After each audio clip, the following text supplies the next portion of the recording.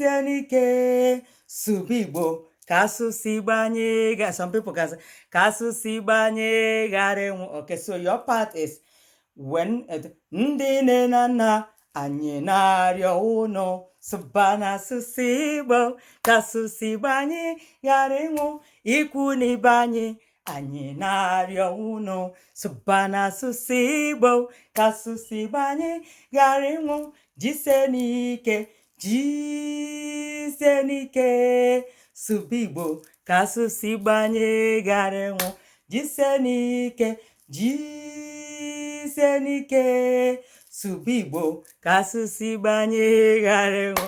So you can demonstrate it maybe by, you can move like this. Ndị nne na nna anyị na-arịọ unu sụbana asụsụ Igbo ka asụsụ Igbo anyị ghara ịnwụ.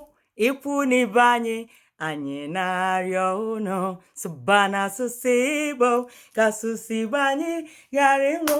Jisenike sụba Igbo ka asụsụ Igbo anyị ghara ịnwụ.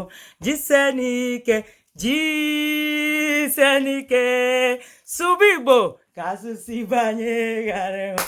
Ihe dere m ife dele mụ na gị dịka ụmụafọ Igbo bụ ka anyị nwa ka anyị. Ihe dere mụ na gị dịka ụmụafọ Igbo bụ ka anyị nwa ka anyị. Jisenike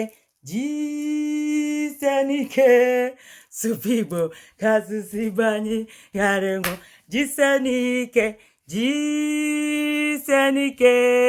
sụba Igbo ka asụsụ Igbo anyị ghara ịnwụ. So pick one, any demonstration you want to do, each family, okay, because we're going to put the video together. So it doesn't matter, but take it serious. I want you to pronounce it well because your part is different from not all of them. Okay, so I'm going to sing your part again.